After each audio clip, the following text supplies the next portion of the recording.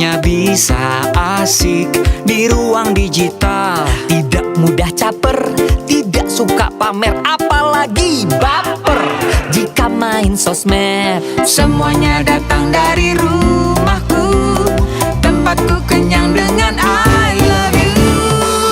Kita keluarga makin cakap digital, dari Indonesia. Kita keluarga sangat super bahagia, dari Indonesia. Kita main bersama, belajar sama-sama, di dunia nyata dan di dunia digital. Semakin mengerti, semakin hati-hati. Keluarga makin cakap digital.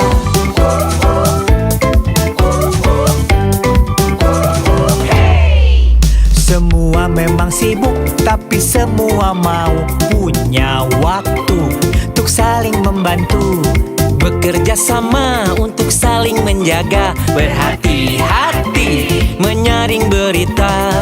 Semuanya datang dari rumahku, tempatku kenyang dengan I love you. I love you.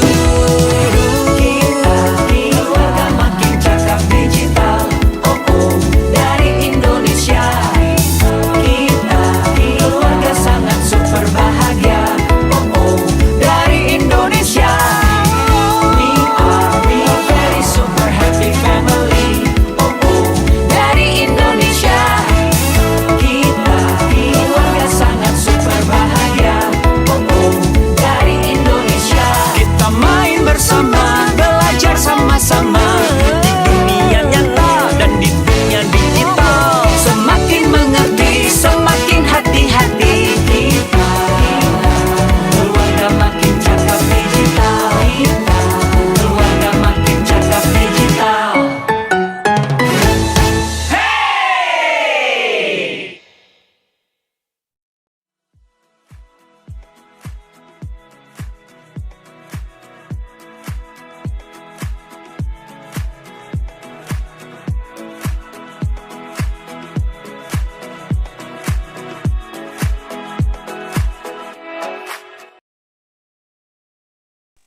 Assalamualaikum warahmatullahi wabarakatuh. Selamat siang, salam sejahtera untuk kita semua. Om Swastiastu.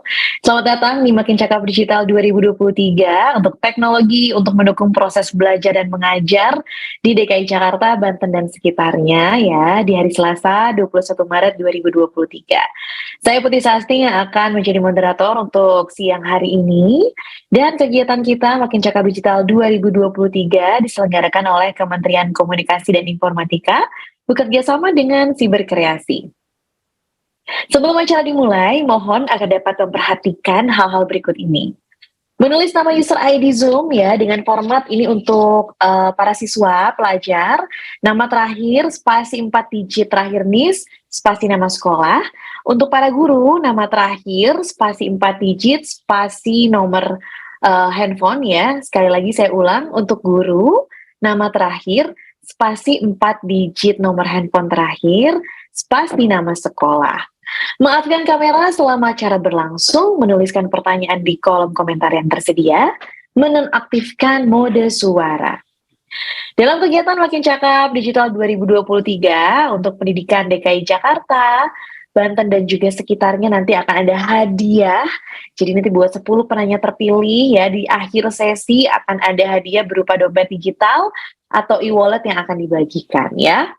Nah, sebelum kegiatan dimulai, ada baiknya kita berdoa bersama terlebih dahulu. Berdoa menurut kepercayaan masing-masing, dimulai.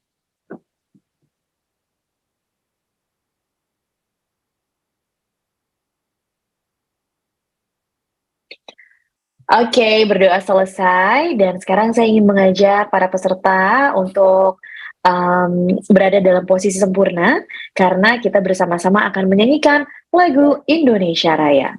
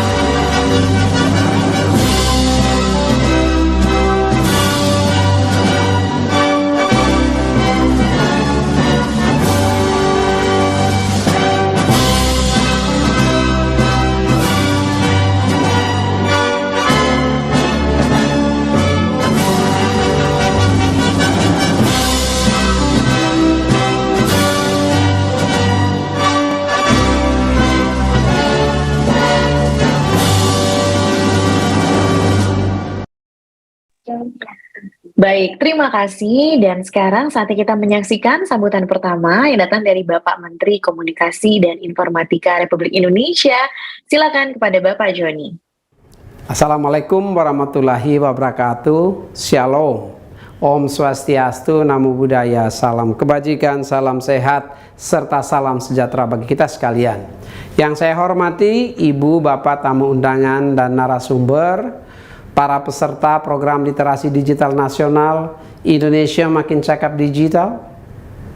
Situasi pandemi COVID-19 telah mendorong kita untuk terus beradaptasi dan bertransformasi dalam berbagai aktivitas kehidupan. Dampak pandemi COVID-19 makin memicu disrupsi pada berbagai sektor kehidupan yang sebelumnya dipicu oleh revolusi industri 4.0. Hal ini terlihat dari semakin majunya teknologi cloud computing, Internet of Things atau IoT, Artificial Intelligence, AI, Big Data Analytics, Advanced Robotics, hingga Virtual Reality yang telah membawa perubahan di semua bidang kehidupan, termasuk dunia pendidikan. Pandemi telah mendorong inovasi dan digitalisasi sektor pendidikan melalui penggunaan perangkat teknologi digital dan internet selama pembelajaran jarak jauh atau PJJ diterapkan. Tren ini sejalan dengan prediksi pertumbuhan sektor EdTech secara global dengan compound annual growth rate atau CAGR sebesar 16,5% dari tahun 2022 ke tahun 2030 menurut Grandview Research tahun 2022. Di tingkat nasional, APJI mencatat bahwa selama pandemi COVID-19 seluruh responden menjalankan pembelajaran jarak jauh. Oleh karenanya, kualitas jaringan internet menjadi esensial bagi pelaksanaan PJJ. Selain memastikan ketersediaan akses internet di lokasi layanan pendidikan, Kementerian Komunikasi dan Informatika juga berupaya menyiapkan SDM bidang digital dalam menyambut pembelajaran secara daring atau dalam jaring. Di tingkat kemampuan digital dasar, Kementerian Komunikasi dan Informatika secara konsisten menjalankan program literasi digital nasional yang ditujukan bagi para siswa, para mahasiswa, hingga tenaga kependidikan. Kementerian Kominfo juga bekerja sama dengan kampus-kampus dalam menjalankan kuliah kerja nyata bertemakan literasi digital. Ibu, Bapak, hadirin sekalian, sejak dilaksanakan pada tahun 2017, program literasi digital nasional telah menjangkau lebih dari 12,6 juta masyarakat. Pada tahun ini, tahun 2022, setidaknya akan diberikan pelatihan literasi digital kepada 5,5 juta masyarakat.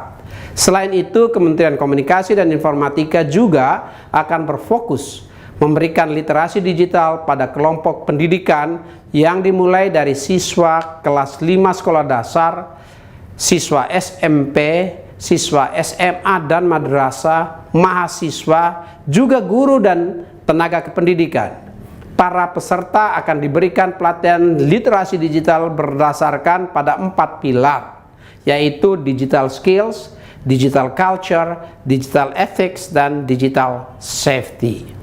Ibu, Bapak, hadirin sekalian, program literasi digital nasional ini akan terus dilaksanakan untuk dapat menjangkau seluruh masyarakat Indonesia hingga ke berbagai pelosok negeri tanpa kecuali. Hal ini perlu dilakukan karena kita tidak boleh meninggalkan seorang pun untuk merasakan manfaat dari agenda transformasi digital nasional. Mari bersama-sama berpartisipasi aktif dalam berbagai kegiatan literasi digital menuju Indonesia terkoneksi, makin digital, makin maju. Terima kasih. Wassalamualaikum warahmatullahi wabarakatuh. Om Santi Santi Santi Om Namo Buddhaya.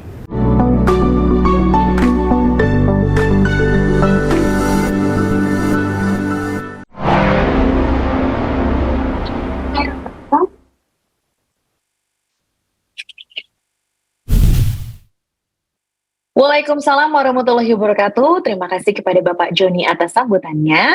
Dan sekarang kita akan menuju ke sambutan kedua ya. Langsung saja saya panggilkan Ibu Hamsim Indah untuk memberikan sambutannya. Silakan. Assalamualaikum warahmatullahi wabarakatuh. Ya, hari ini saya ucapkan terima kasih kepada seluruh pihak yang sudah memberi kesempatan kepada SMP 16 Depok untuk mengikuti kegiatan dari Kominfo bekerjasama dengan Cyber Kreasi dengan harapan seluruh siswa bisa lebih cerdas lagi dalam menggunakan segala sesuatu yang bersifat digital, terutama dalam media sosial. Mungkin seperti itu dari saya. Terima kasih. Assalamualaikum warahmatullahi wabarakatuh.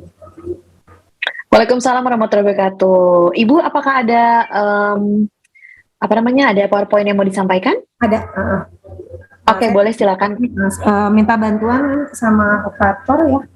Iya, boleh. Oke, ya. Mangga Ibu. Saya di sini mohon izin pada Pak Tuahta ya sama Bu Hani ini mau menyampaikan terkait etika digital itu.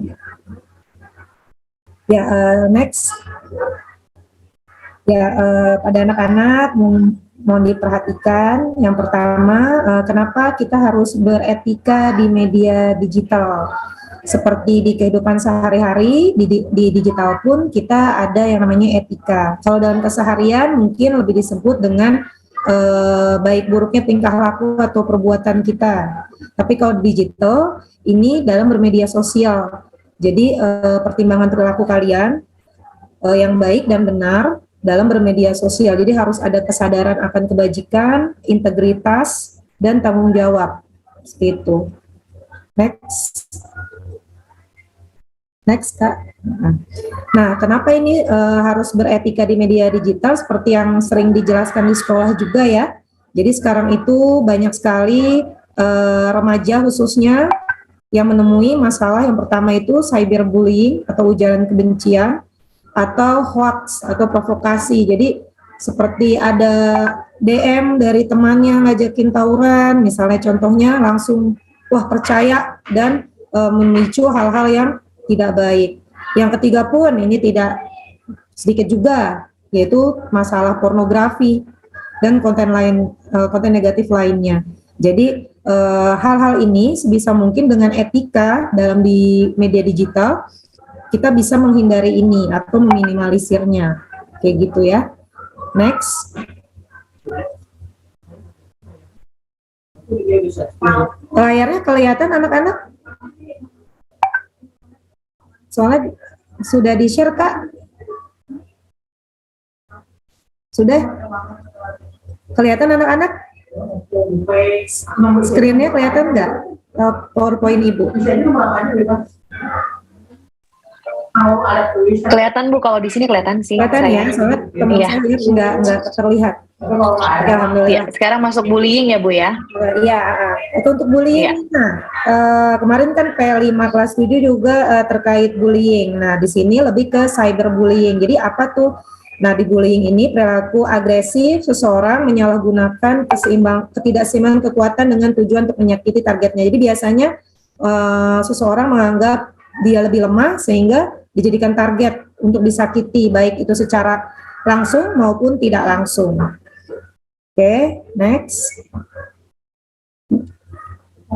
Nah ini, kita harus bijak ya, ya dalam menggunakan media sosial karena sekarang itu kan di era digital ini kalian itu di tangan kalian itu mudah sekali untuk melakukan sesuatu termasuk yang tadi dampak-dampak kalau kalian tidak beretika. Oleh karena itu di sini ada cyberbullying, ada internet sehat. Nah, bagaimana? Selanjutnya, Kak. Nah, ini cyberbullying dampaknya sama ya. Jadi tapi bentuknya saja yang berbeda. Bisa berupa tulisan, foto atau video yang dapat didistribusikan secara worldwide. Artinya setiap orang bisa melihat di seluruh dunia jika misalnya mereka mengakses dengan kata-kata tertentu gitu ya.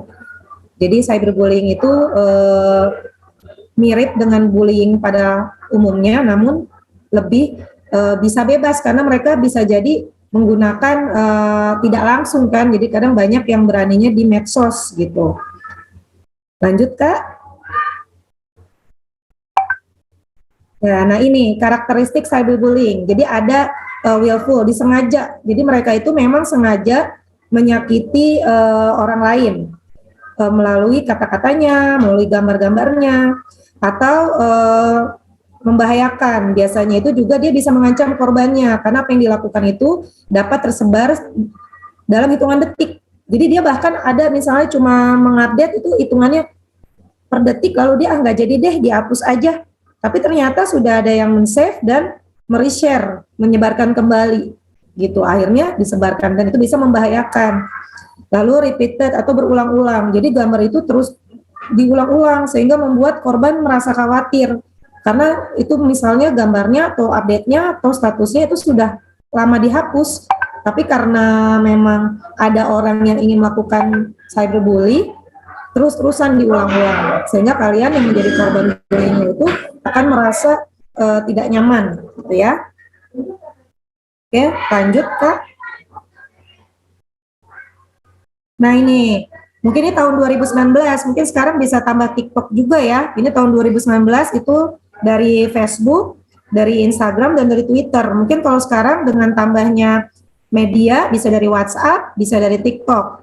Nah, mudah-mudahan sih siswa-siswi 16 tidak ada yang melakukan cyberbullying di manapun ya, di platform manapun. Ya, lanjut Pak. Nah ini bentar ya, agak blur, gambarnya kurang jelas di saya. Sebentar.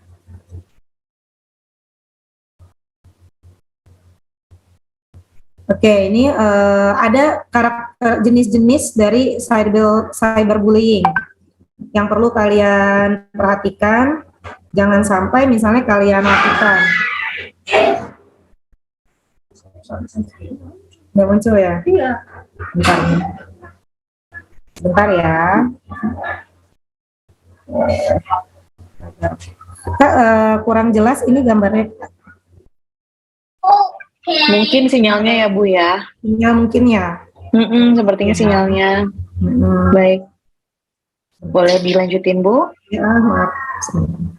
Oke, di sini yang pertama jenis-jenis cyberbullying itu ada yang pertama itu mengirimkan pesan atau teks dengan kata-kata penuh amarah atau frontal framing ya. Jadi itu juga termasuk bagian cyberbully. Kita kesel lalu mengungkapkan kata-kata dengan penuh amarah.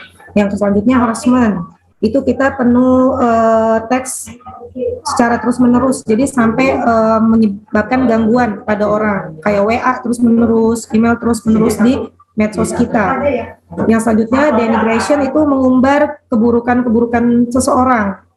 Kita tahu kekurangan seseorang atau kelemahan seseorang, lalu kalian share itu di medsos atau di platform lainnya dengan maksud merusak reputasi atau nama baik orang lain.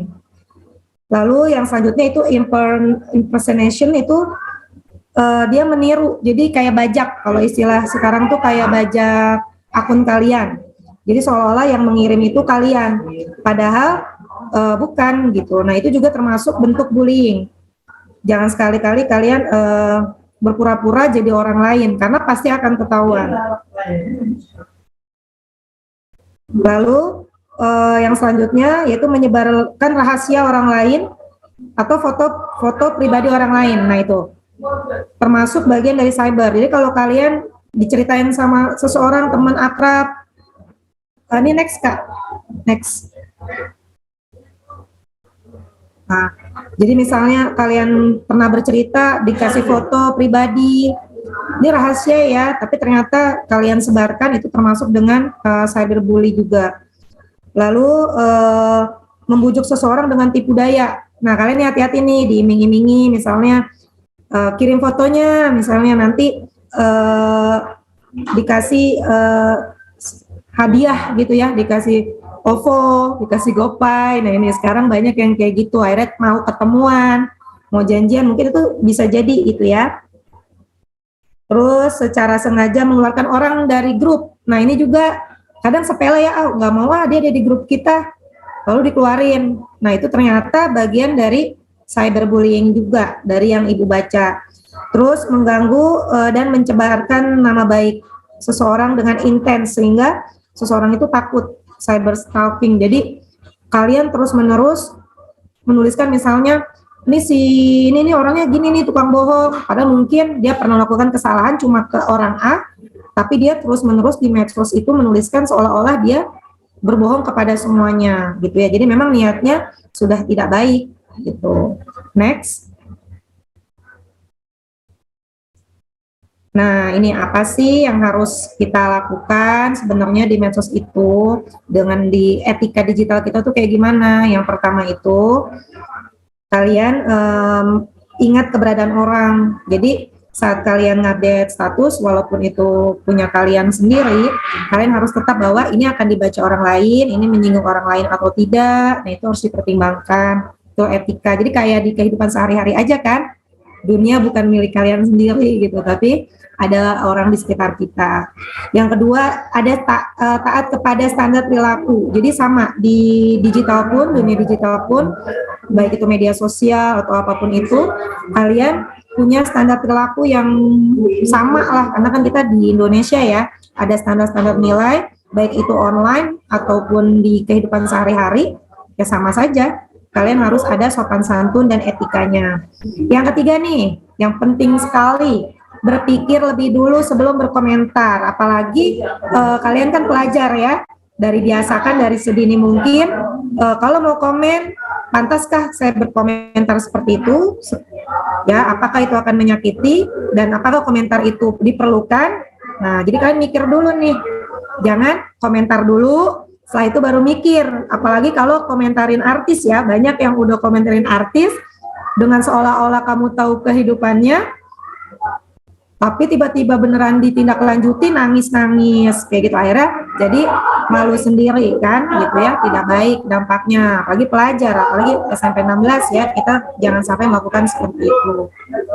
Yang keempat, hormati waktu bandwidth orang lain. Jadi kita jangan kayak terutama misalnya kayak ke guru WA jam 10 malam, Bu besok bajunya apa ya Bu, padahal itu sudah jam 10 malam. Atau ke temen pun gitu, curhat buat tanpa etika gitu, temennya mau bilang udah ya ngantuk, mungkin nggak enak, akhirnya terus menerus gitu ya, nggak berhenti terganggu lah orang lain, nanti orang jadi kapok bermedia sosial sama kalian, berinteraksi sama kalian karena nggak tahu waktu gitu ya, tidak menghargai waktu orang lain. Nah yang kelima nih, gunakan bahasa yang sopan dan santun. Bukan berarti baku, tapi sopan santun. Ya, sesuaikan bicara dengan siapa, di mana, ya itu perhatikan dengan sebaik-baiknya. Yang keenam, nah ini juga bagus bagi ilmu dan keahlian gitu. Jadi kalau misal kalian pengen aktif di TikTok, di IG, ya nggak semuanya jangan yang aneh-aneh gitu ya. Naik motor, nggak pakai helm, bawa sesuatu yang sok-sok keren, bawa senjata tajam. Nah, jangan seperti itu untuk konten. Apalagi yang terjadi di Bogor waktu itu, konten berhentiin truk, nah, kayak gitu ya. Itu ilmunya apa yang bisa dibagi, keberanian, tapi akhirnya apa? Jadi korban jiwa juga. Jadi kalau kalian pintar memasak, misalnya, ya disitulah etikanya lebih bagus. Kalian bagi ilmu, pintar menari, atau yang pintar matematika. Jadi bagikan ilmu dan keahlian kalian. Siapa tahu dari minat, dari bakat, nantinya banyak sekali kan orang-orang yang akhirnya menjadi profesinya dari era digital ini gitu ya. Dulu nggak ada zaman ibu cita-cita YouTuber, selebgram, itu nggak ada. Tapi di era kalian ini sudah bisa punya cita-cita itu kalau kalian dalam bermedia di era digital ini berbagi ilmu melalui platform-platform yang sekarang sangat banyak gitu ya. Yang ketujuh, menjadi pembawa damai dalam diskusi yang sehat. Jadi kalau komen tuh nggak ngompor-ngomporin gitu ya. Kalau ada yang kurang bagus ya caranya yang baik mengomentarinya atau memberi masukannya, tidak menggurui, terutama jika seumuran ya. gitu. Yang ke-8, hormati privasi orang lain. Yang ke-9, jangan menyalahgunakan kekuasaan. Dan yang terakhir, maafkan jika orang lain membuat kesalahan. Nah, ini poinnya ada 10. Kalau kalian lakukan di bagian digital, etika digital ini, mungkin 10 ini udah bagus banget gitu ya, dan harus dibiasakan. Ya mungkin akan sulit karena belum terbiasa, tapi kalau kalian sudah terbiasa, nanti akan bisa kalian lakukan kapanpun itu saat menggunakan medsos, terutama ya kalau anak sekolah SMP mungkin. Next, kalian siapkan pertanyaan ya, kalau ada yang nggak dimengerti silakan nanti ditanyakan. Nah ini, jadilah netizen yang baik. Pertama, hati-hati dalam menyebarkan informasi ke publik. Jangan mudah sekali dapat info langsung disebar aja. Kalian harus cek, ini harus berhenti di kamu gitu ya. Jika memang ada teman kamu ada dapat informasi sesuatu, laporkan ke guru misalnya, atau ke pihak-pihak yang memang punya kewenangan untuk menindaklanjuti informasi tersebut. Jika itu informasi terkait siswa yang melanggar aturan misalnya, atau perlu ditegur gitu ya. Atau jangan sampai gara-gara kalian ada orang yang dirugikan karena itu informasinya salah gitu ya. Yang kedua, hati-hati terhadap akun yang tidak dikenal anak-anak. Jangan mudah. Sekarang kalian tuh dunianya sangat luas di HP itu. Bisa kenalan sama siapa aja. Langsung aja kenalan, ngasih nomor HP, ngasih alamat, ngasih foto. Nah jangan. Karena akun itu bisa jadi bukan akun bukan akun sesungguhnya. Atau bisa jadi akun sesungguhnya tapi belum perlu kalian berteman dengan orang tersebut gitu ya, karena niat dan maksudnya kita belum tahu. Jadi lebih baik jika ada akun yang tidak dikenal, jangan mudah percaya. Yang ketiga, jangan menggugah apapun yang belum jelas sumbernya. Jadi jangan latah gitu ya, kalau di kehidupan sehari-hari itu nyebarin, oh ini bener nih gitu, langsung aja tidak. Jadi jangan seperti itu. Jadi mengunggah apapun itu di era digital sekarang ini harus dilihat dulu ini sumbernya dari mana, benar atau tidak gitu ya. Terus manfaatkan media sosial untuk membangun jejaring atau relasi. Jangan cari musuh, tapi cari teman. Kalian bisa berteman dengan anak dari sekolah lain. Semakin luas pergaulan, koneksi juga semakin banyak. Tapi pastikan yang jelas, misalnya ketahuan nih anak SMP mana, SMA mana, gitu ya. Kalau misalnya dia akunnya saja akun namanya nama palsu, nama bukan nama sebenarnya, dia tidak menerapkan sekolahnya di mana, mendingan ya udah gitu ya, kita ke yang pasti lokasi anaknya anak mana nih gitu. Jangan sembarangan menerima pertemanan. Yang selanjutnya, gunakan etika dan norma ketika berkomunikasi dengan siapa saja di media sosial. Sama di kehidupan sehari-hari, sopan santunnya ini diulang kembali ya. Terus unggahan di media sosial tidak mengandung unsur sara. Jangan suka menghina suku, agama, ras ya. Suka kan di sini ya, bahkan di sekolah kadang ngatain bapak gitu ya, ngatain keluarga, pekerjaan orang tua. Nah itu udah nggak ada lah, mudah-mudahan. Selanjutnya dibiasakan, apalagi suku, agama, ras itu lebih sensitif lagi.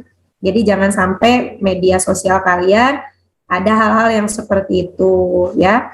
Kalian harus gunakan media sosial itu untuk menunjang pengembangan diri, bukan justru untuk merusak diri kalian ya. Gitu mungkin. Next. Nah ini apa sih manajemen informasi ya? Jadi internet sehat tuh kayak gimana? Cari yang menarik dan bermanfaat. Bermanfaat dalam arti positif ya Nak ya. Kalau hiburan tapi merusak otak kalian, rusak akhlak kalian, ya mungkin dihindari. Terus saring sebelum sharing. Jadi jangan men-share semuanya tanpa kalian saring terlebih dahulu. Terus konsep 5R sebelum kalian menggunakan media kalian, benar atau tidak, hormati orang lain, harus ada tanggung jawab, harus punya alasan dan sabar. Jadi enggak dikit-dikit langsung share, dikit-dikit langsung tanpa banyak berpikir gitu ya. Lanjut, tidak termakan hoax. Jadi kalian jangan mudah termakan hoax karena nanti merugikan diri sendiri dan orang lain, termasuk keluarga dan sekolah gitu ya. tapi yang paling dirugikan diri kalian kalau kalian sampai termakan hoax. Jadi jangan mudah diprovokasi lewat informasi HP, DM, IG, apapun itulah gitu ya. Terus sesuai kriteria dan tujuan pengguna. Kalian menggunakan IG untuk apa, WA untuk apa? Jangan sampai dijadikan untuk mencari hal-hal yang tidak baik gitu ya, yang bisa merugikan masa depan kalian. Terus menentukan target penerima. Nah, itu dalam jangka panjangnya mungkin nanti bisa kalian belajar. Nah, ini saya tentang masak, berarti target saya ibu-ibu misalnya, atau saya nih pintar matematika, target saya pelajar sesama teman SMP misalnya. Ya, jadi internet sehat itu memperhatikan ini. Ya, next Kak. Oke, nah ini cara mencegah bully. Tadi ya, tidak posting terlalu sering atau banyak. Kenapa? Karena bisa mengganggu orang lain. Kita bisa jangan dilihat, kalau nggak suka nggak usah lihat. Kan orang mudah bilang begitu ya. Tetapi nggak semudah itu orang nggak ngelihat kalau sudah muncul.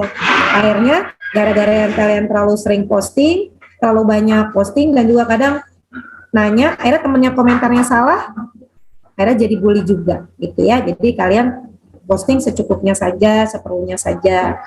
Yang kedua, hindari postingan yang dengan konten yang sensitif tadi, unsur sara, itu pasti ya. Terus pornografi, mengomentari agama orang, sekolah orang lain, mengomentari penampilan orang lain, itu juga kalau tidak akrab sekali, dan jangan di media sosial.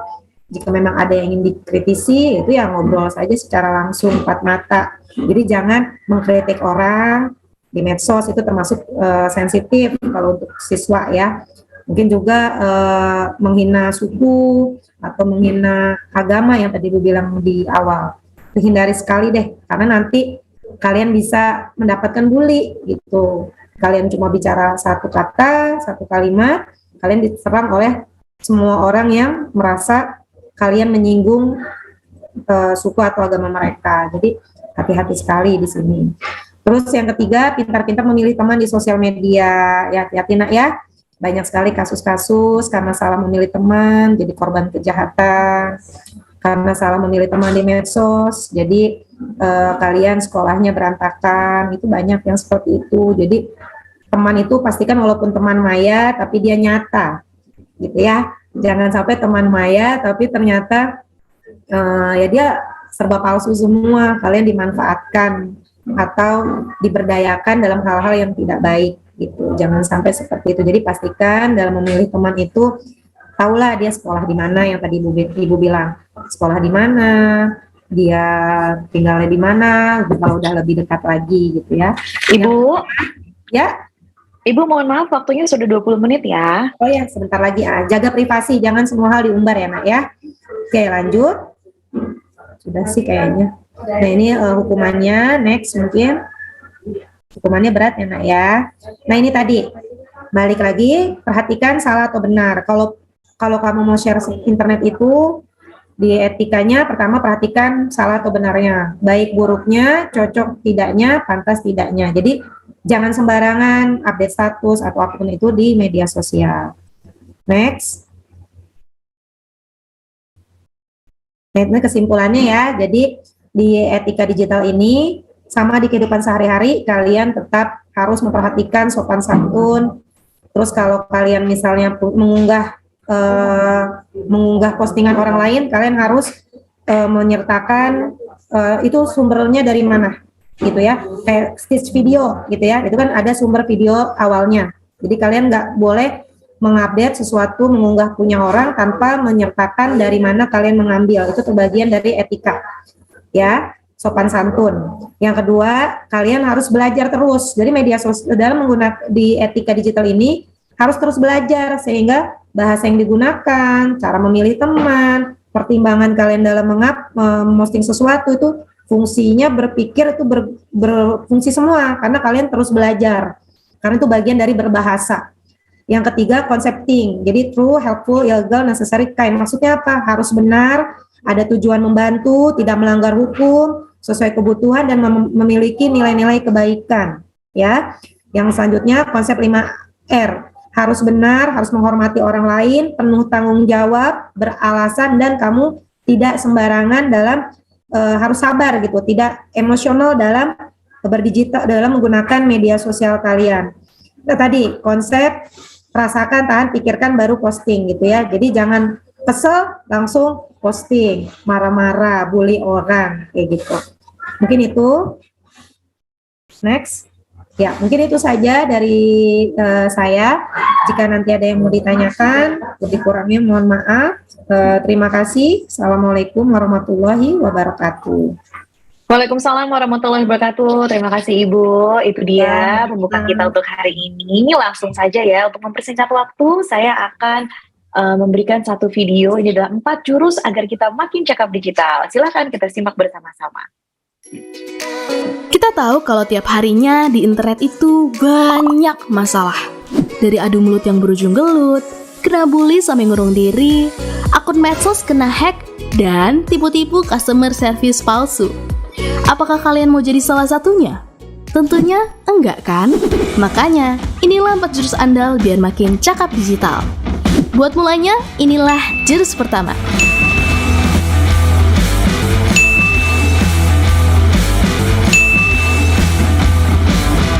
Kita mesti jaga etika biar netizen Indonesia nggak lagi dikenal paling nggak sopan se-Asia Tenggara. Bayangin etika di dunia maya itu sama pentingnya kayak dunia nyata. Lalu biar internet makin tentram, tanpa perpecahan, inilah jurus kedua.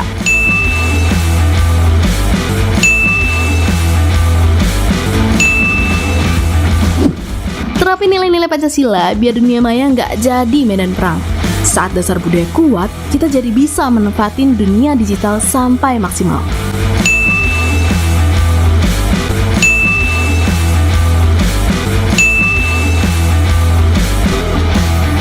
Makanya, di jurus ketiga ini, semakin kita jago, bahkan bisa cari ilmu dan cari uang. Dan saat kejahatan mengancam, kuasai jurus keempat biar tetap aman. Para penipu bakal takluk sama kita.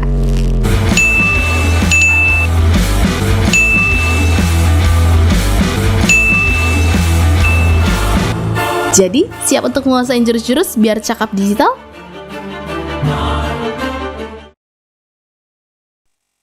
Oke, itu dia 4 jurus agar kita makin cakap digital ya. Pada kesempatan ini, Cakap Digital 2023 untuk segmen pendidikan DKI Jakarta, Banten, dan sekitarnya pasti membahas teknologi untuk mendukung proses belajar dan mengajar. Ini untuk mengasah digital skills netizen ya, mengenai pentingnya kecakapan digital dalam berinteraksi di era serba digital sekarang ini. Oleh karena itu, pada sesi hari ini, kita akan membahas 3 aspek ya, dari mulai kecakapan digital, keamanan digital, dan ada pula budaya digital. Selama kurang lebih 2 jam ke depan ya, kita bakal langsung aja bertemu, menghadirkan juga pembicara-pembicara yang pastinya ahli di bidangnya. Pembicara ini akan berbagi ilmu, informasi tentang literasi digital pastinya ya. Tanpa mengulur-ngulur waktu lagi, saya akan langsung aja memperkenalkan siapa saja narasumber kita untuk siang hari ini. Untuk aspek pertama, seputaran kecakapan digital, nanti sudah ada Bapak Tuahta, ya, selanjutnya ada Bapak Aris, dan terakhir untuk budaya digital akan ada Ibu Hani, begitu.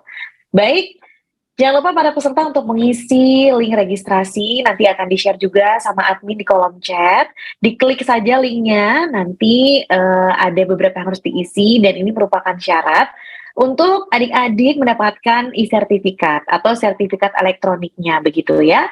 Yang mau bertanya juga bisa langsung nanti di kolom chat. Nanti akan ada 10 penanya yang dipilih yang terbaik mendapatkan digital wallet begitu. Baiklah, langsung saja kita menuju ke pembicara pertama kita seputaran cakap digital. Saya panggilkan Bapak Tuahta, silakan. Oke, baik. Oke, selamat siang. Apa kabar Mbak Putih? Baik, bertemu lagi Bapak. Iya. Oke, adik-adik, izinkan teman-teman di sini, izinkan saya share materi dulu ya. Oke, hari ini kita tentang cakap bermedia digital ya. Jadi untuk temanya tuh teknologi untuk mendukung proses belajar mengajar. Jadi kita sebagai peserta didik, kita juga harus tahu betul tentang gimana caranya kita cakap nih bermedia digital dalam proses belajar. Oke, perkenalkan nama saya Tuahta Siolan Pinem, biasa dipanggil dengan Olan. Saya IT Trainer Edukasi for ID.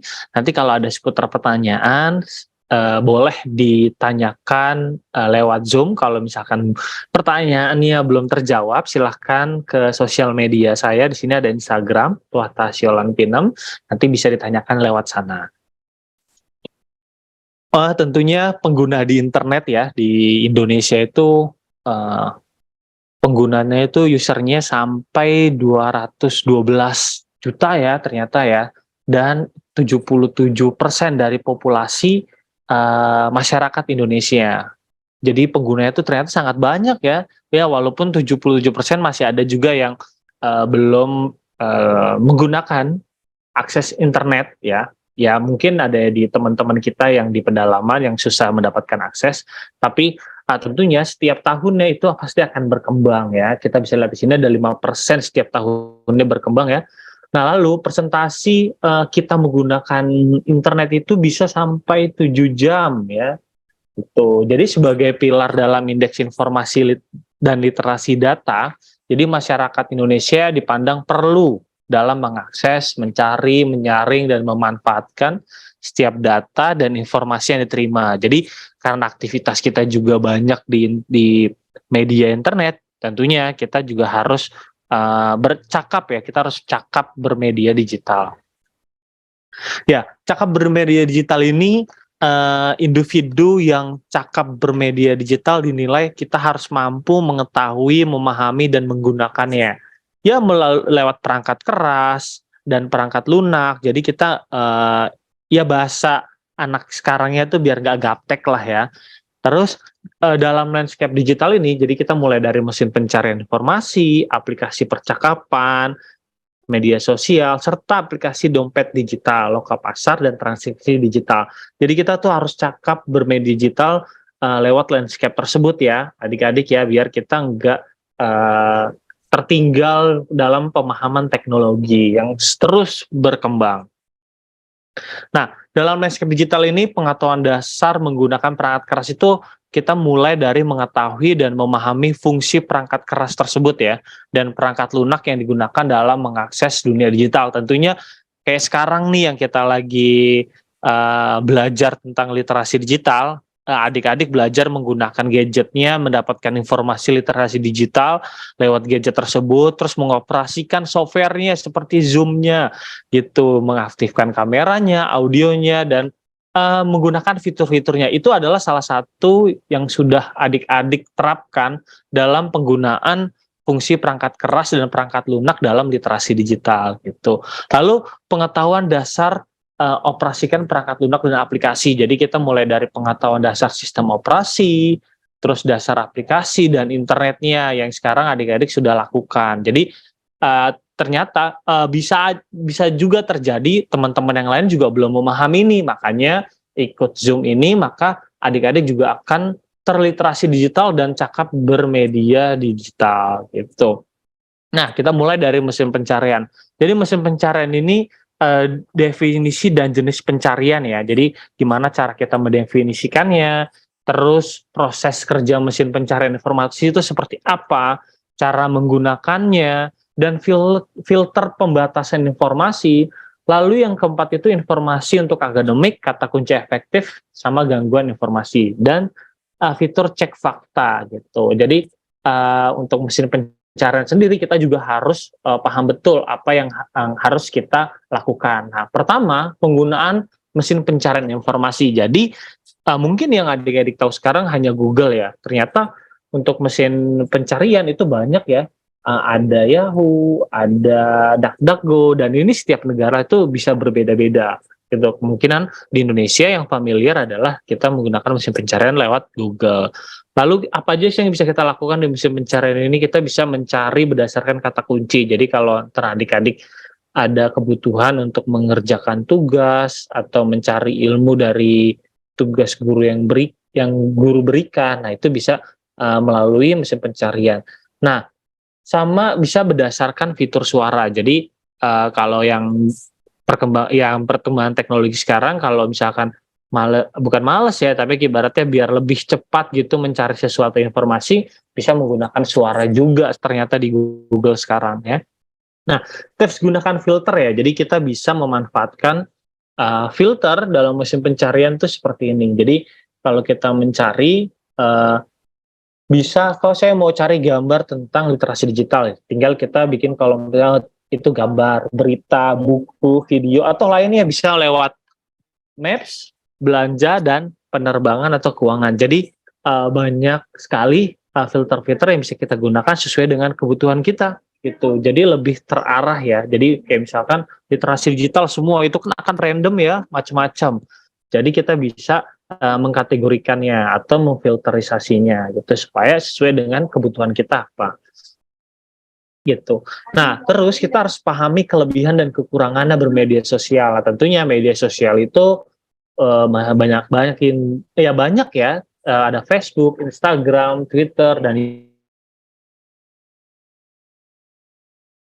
YouTube. Ada TikTok. Kalau ini Facebook sendiri, dia punya kelebihan jumlah pengguna menduduki peringkat pertama karena kayak Facebook awal-awal penggunaan sosial media, jadi penggunanya itu banyak sekali di sana. Nah, kekurangannya ya, penggunanya terlalu heterogen sehingga informasi yang muncul itu terlalu beragam. Nah, kalau Instagram ini punya fitur menarik ya untuk meningkatkan kualitas gambar maupun video yang diunggah gitu. Jenis unggahannya terbatas, gambar dan video. Lalu kalau Twitter itu distribusi informasinya dengan cepat dan ringkas. Nah, kalau adik-adik yang suka baca, nah media sosial yang yang enak dibaca itu adalah Twitter sih gitu. Lalu untuk karakter hurufnya itu dibatasi karena nggak seperti Facebook kita bisa bikin teks banyak. Nah, kalau di Twitter itu ada punya batasannya. Lalu kalau YouTube itu informasi berupa video dengan durasi yang nggak terbatas. Jadi setiap platform media sosial itu punya kelebihan dan kekurangannya. Tergantung kita mau menggunakan yang mana. Jadi kita juga harus cakap menggunakan media sosialnya. Nah, di sini perkembangan teknologi itu memicu terjadinya kenaikan jumlah pengguna internet ya. Kini internet dapat memberikan kemudahan bagi semuanya, mulai dari belajar, bekerja, berbisnis, maupun untuk tujuan lainnya. Nah, menghabiskan di media sosial berdasarkan aplikasi itu banyak sekali waktu yang kita melakukan aktivitas itu ada di WhatsApp, terus yang kedua YouTube, TikTok, Instagram, dan Facebook gitu. Jadi ini adalah media sosial yang sering banyak digunakan sama masyarakat ya, tentunya khususnya di Indonesia ya.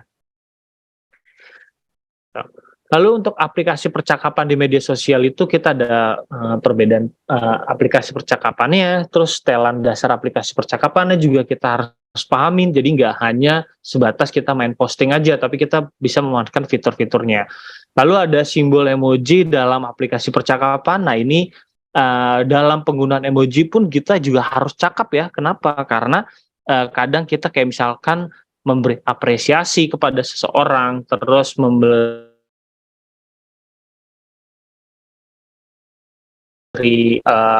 ekspresi kepada seseorang tersebut. Jadi pemilihan emoji juga harus tepat, jangan sampai salah biar tidak menimbulkan persepsi yang nggak baik. Terus lawan kabar bohong melalui aplikasi percakapan dan media sosial. Jadi kita harus benar-benar cakap membaca semua pesan yang disampaikan dari media sosial. Lalu produksi dan distribusi konten nih. Jadi konten-konten yang negatif lebih baik itu nggak usah disebarluaskan. Jadi kalau udah kebetulan kita yang dapat nih konten negatifnya, yaitu lebih baik dihapus saja. Jangan sampai kita juga malah menikmati konten negatifnya gitu. Itu malah membuat kita jadi nggak cakap gitu. Lalu selanjutnya cakap bermedia sosial itu kita juga harus mengenali tentang dompet digital, loko pasar, dan transaksi. Kita harus mengenal aplikasi dompet digital, tentunya sudah banyak banget ya aplikasi dompet digital. Terus transaksi jual beli melalui loka pasar, terus bertransaksi digital dengan aman. Kenapa sih ini harus kita pelajari ya? Karena bertransaksi digital ini ya tentu banyak sekali yang viral ya. Yang viral yang nggak tahu sistem tentang COD contohnya yang paling banyak sekali disoroti ya. Ya, jadi kita harus paham betul langkah-langkahnya ya. Langkah-langkah mendasar agar tidak keliru saat bertransaksi ya. Pertama, kita temukan produk yang diinginkan ya. Kita baca kategorinya, terus kita bisa menggunakan fitur pencarian. Terus yang kedua, pilih produk yang diinginkan ya. Jika ingin membuat penawaran dengan penjual, biasanya kan ada fitur chat, itu lebih baik digunakan gitu. Jangan sampai kita beli terus harganya nggak sesuai, malah kita stitch lewat TikTok atau lewat Instagram. Nah, itu malah nggak bagus gitu. Yang keempat, setelah klik icon keranjang, pembeli harus menentukan pilihan terlebih dahulu sebelum melakukan proses checkout. Jadi pastikan kita seleksi dulu ya. Nah, yang kelima, kalau punya voucher itu lebih digunakan. Terus pada checkout pastikan alamatnya. Terus metode pembayaran juga harus dipastikan. Jadi ini adalah cakap dalam bertransaksi ya. Gitu. Apabila pembayaran sudah berhasil, lakukan pembelian akan mendapatkan konfirmasi. Jadi kalau misalkan adik-adik kurang informasi pun, adik-adik bisa langsung hubungi penjualnya biar bisa ditanyakan langsung. Nah, cakap selanjutnya adalah kita bisa cakap bermedia digital dengan mengasah keterampilan hard skill kita dan soft skill kita sendiri ya. Nah, tentunya ini penting ya buat nanti karir adik-adik ke depannya. Jadi atau menentukan pilihan setelah lulus gitu. Jadi kita bisa kita kenali dulu minat diri kita. Kita minatnya di mana nih? Apakah minat kita ada di editing? Maka kita bisa mulai dengan mengasah hard skill kita, mempelajari software editing gitu.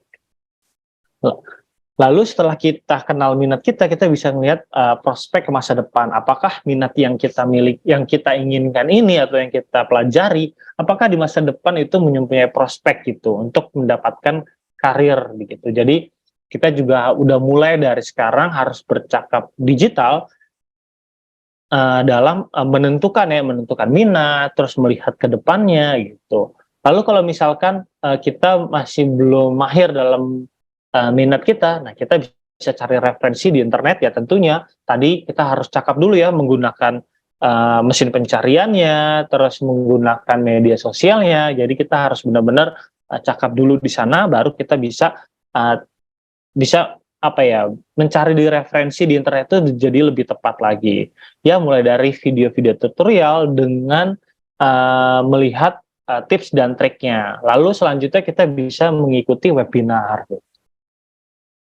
Nah, bagaimana sih caranya meningkatkan hard skill? Nah, tentunya tadi sudah menemukan, terus sudah melihat videonya tentang tips and tricks. Nah, lalu kita bisa lakukan adalah praktik secara teratur ya. Semakin berlatih dengan keras, maka keahlian kita akan semakin berkembang dari waktu ke waktu ya. Tentunya balik lagi ya, semua perlu latihan ya. Lalu yang kedua, kita minta kritik dan saran ya. Jangan sungkan ya untuk meminta kritik kepada teman-temannya ya.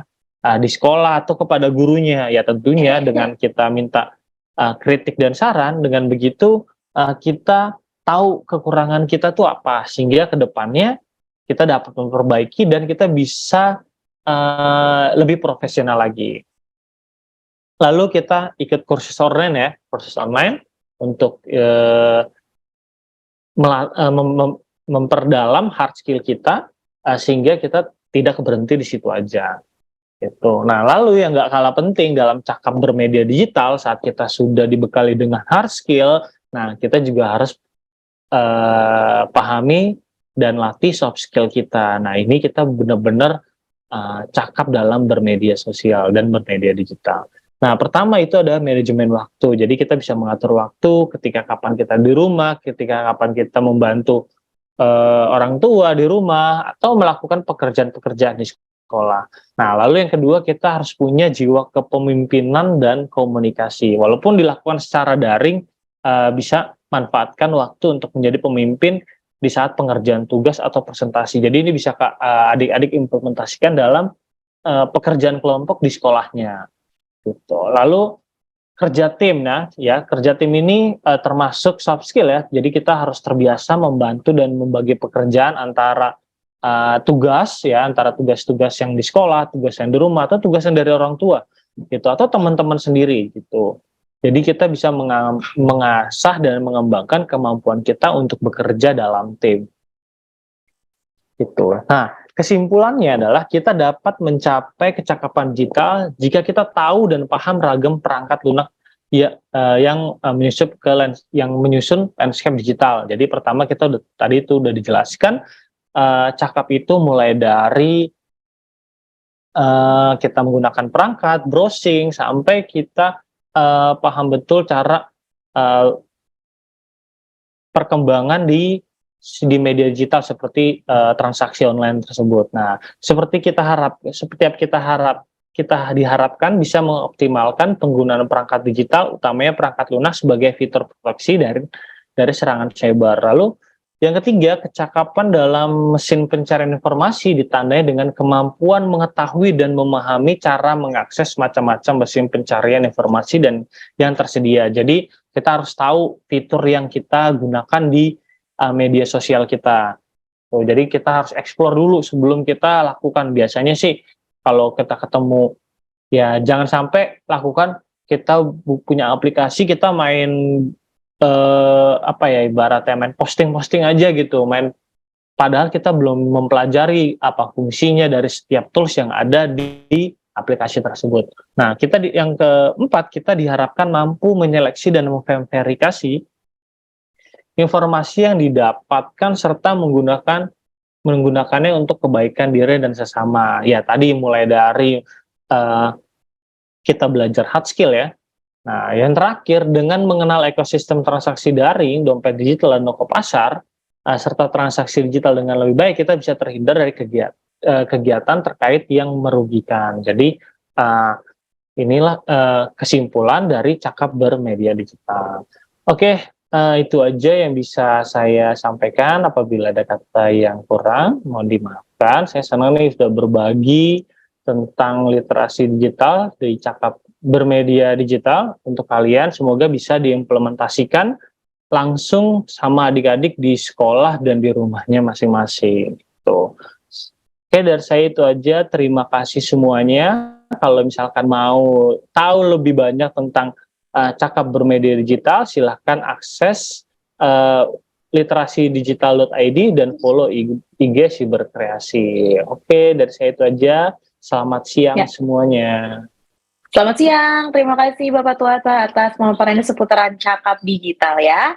Kita udah tahu kira-kira bagaimana nih kalau misalnya pengen dikatakan cakap digital di dunia yang serba digital sekarang ya.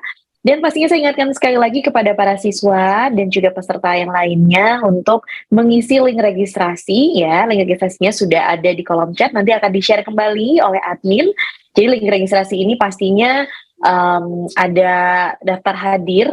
Ini merupakan syarat untuk mendapatkan sertifikat elektronik. Nanti akan dikirimkan ke email masing-masing peserta ya. Dan yang mau bertanya juga jangan lupa dengan format nama, kepada siapa pertanyaan diajukan, dan isi pertanyaannya sesuai dengan aspek-aspek yang diberikan ya. Kita masuk ke aspek kedua, keamanan digital. Langsung saja saya panggilkan Bapak Aris, silakan. Iya, silakan Pak Aris. Keamanan digital. Ya. Siap, terima kasih. Assalamualaikum warahmatullahi wabarakatuh. Izin langsung share screen saja supaya cepat. Ini saya mau, hari ini kita akan membahas tentang peran dari teknologi untuk mempermudah proses pembelajaran. Tapi nanti di dalamnya akan ada hal-hal yang kaitannya dengan safety dan sebagainya. Oke, langsung saja perkenalkan, nama saya Aris Saifullah. Saat ini saya bekerja di Diskominfo Kota Cirebon. Saat ini saya juga tergabung dengan relawan TIK Kabupaten Cirebon. Sekarang kita apa sih yang namanya teknologi? Jadi kata data menerjemahkan bahwa teknologi secara bahasa berasal dari bahasa Yunani, yaitu teknologi yang merupakan gabungan dari tekne dan logos. Tekne berarti art or skill, berarti seni atau kemampuan, sedangkan logos berarti ilmu pengetahuan. Jadi dalam Kamus Besar Bahasa Indonesia, teknologi adalah seluruh sarana untuk menyediakan barang-barang yang dibutuhkan bagi kelangsungan dan kenyamanan hidup manusia. Nah, sekarang kita flashback lagi nih. Teknologi dari zaman manusia purba pada dasarnya fungsinya sama, yaitu untuk membantu kehidupan masyarakat atau membantu kehidupan manusia. Contohnya dulu di zaman purba, manusia purba berburu dengan tombak, dengan panah. Itu adalah salah satu jenis dari teknologi. Dan sampai berkembangnya waktu sampai sekarang, itu sudah pada masa bahwa kita ada di masa robotik. Jadi banyak terciptanya robot-robot yang atau kecerdasan buatan yang memang tujuannya pun sama. Hanya medianya saja yang berbeda. Kalau dulu tools-tools atau alat-alat yang untuk membantu manusia itu bisa dari panah, tombak, terus kayak gerabah dan sebagainya. Tapi di zaman yang makin canggih, makin modern saat ini, kita sudah dibantu dengan robot, bisa dibantu dengan komputer, bisa dibantu dengan hal-hal yang kayak internet. Internet itu juga termasuk teknologi yang fungsinya sama, yaitu mempermudah hidup kita. Oke, next. Nah, jadi pada ini ada sebuah statement dari Pak Nana Sujana bahwa perkembangan teknologi, perkembangan pendidikan pun ada fasenya. Jadi oleh Pak Nana Sujana ini dibagi kepada 4. Masa ketika ada profesi yang disebut dengan guru, itu yang kedua dipergunakannya bahasa tulisan di samping bahasa lisan. Jadi pada awalnya itu ada orang yang disebut guru. Nah, itu masa awal dari sebuah pendidikan. Terus yang kedua, sudah bukan kepada getok tular melalui dari mulut ke mulut lagi cara pengajarannya, tapi sudah diterjemahkan kepada bagaimana mengolah informasi itu kepada tulisan. Nah, ini masa kedua, bahkan untuk memperbanyak materi ajar. Jadi selain dari tulisan hanya cuman satu pelajaran saja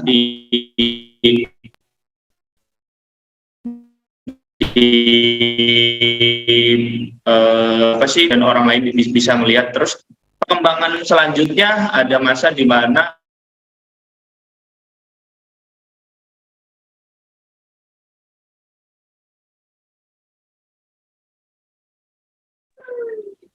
Iya, Mas Aris, apakah masih tergabung?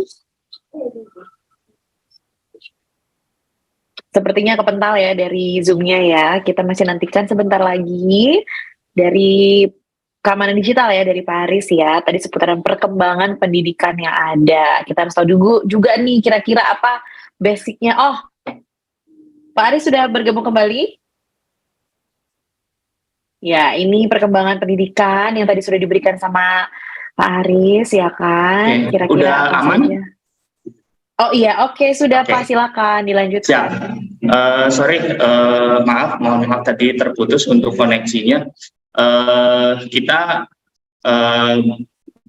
lanjutkan, kita ulangi lagi di masa pertama, yaitu perkembangan pendidikan itu ada ketika seseorang yang disebut sebagai guru itu adalah masa pertama dari dunia pendidikan. Kedua, kata Bapak Nana Sujana itu sudah dipergunakannya bahan ajar itu bukan hanya dari pengetahuan dari mulut ke mulut, tapi sudah melalui tulisan-tulisan. Dan yang ketiga, ada teknologi untuk memperbanyak bahan ajar yang tadinya ditulis yang hanya satu, terus diketahui oleh banyak orang sekarang satu materi banyak diperbanyak dan kemudian bisa diketahui oleh orang lain. Nah, pada saat ini kita masuk kepada fase keempat, yaitu masuknya teknologi digital. Jadi bahan ajar sudah melalui daring, sudah banyak informasi-informasi yang bisa kita dapatkan melalui media internet. Oke. Selanjutnya, nah ini salah satu beberapa jenis teknologi ya. Ada hardware, ada software, ada learning management system dan aplikasi. Perkembangan ini di dunia pendidikan pun mengalami evolusi. Salah satunya dulu kalau zamannya saya masih belajar komputer itu dengan disket yang gede banget, yang gede bukan yang kecil yang 1,44 megabyte ya yang isinya, tapi yang isinya gede itu saya masih mengalami. Kemudian bahan ajar berkembang teknologinya, jadi makin kesini makin kecil, tapi kapasitas penampungan datanya sudah makin besar. Bahkan sampai saat ini kita sudah tidak memerlukan lagi yang namanya teknologi penyimpanan karena semua sudah berbasis cloud computing. Kayak misal kita sudah sangat familiar menggunakan Google Drive, sudah familiar menggunakan hal-hal yang penyimpanan online dan sebagainya. Terus software juga. Software mengalami perkembangan dari dulu itu ada yang namanya Edubuntu, Linux yang khusus untuk dunia pendidikan yang isinya adalah bahan ajar dan sebagainya. Jadi benar-benar operating system yang difokuskannya adalah untuk dunia pendidikan. Nah, sekarang ada lagi nih yang namanya Learning Management System atau yang namanya LMS. LMS ini sudah banyak banget, kayak di literasi digital pun ada yang namanya menggunakan LMS, kayak kita daftar, kita ngisi data diri, terus kita mengikuti kelas. Pada saat sekarang juga adik-adik dan teman-teman semuanya ketika mendaftar di acara ini ya pada dasarnya adalah mendaftar kepada LMS yang disediakan oleh literasi digital. Nah, terus selanjutnya ada aplikasi-aplikasi yang memang mempermudah untuk kita belajar matematika. Kalau dulu saya belajar ngitung itu masih pakai sempoa. Terus ada lagi yang menggunakan kalkulator. Sekarang bahkan kita bertanya kepada ChatGPT itu sudah langsung terjawab. Itu jadi teknologi itu di dalam dunia pendidikan dan sebagainya itu masih mengalami yang namanya perkembangan.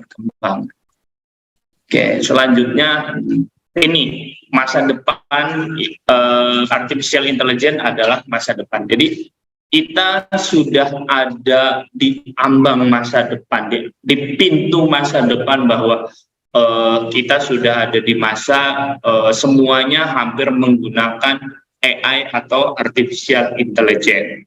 Nah, ini salah satu saya silakan teman-teman dilihat di handphonenya atau di laptopnya.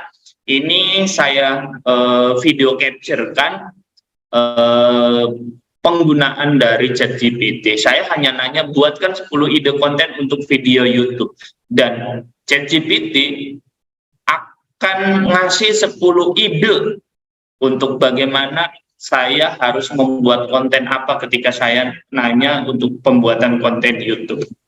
Jadi teknologi saat ini kita bisa belajar, kita mau apapun dengan perkembangan teknologi saat ini sangat dimudahkan sekali. Termasuk bisa saja antara perkembangan pengetahuan antara siswa atau murid dengan guru bahkan bisa saja nantinya sama gitu karena generasi Z saat ini sudah sangat-sangat familiar untuk menggunakan yang namanya teknologi.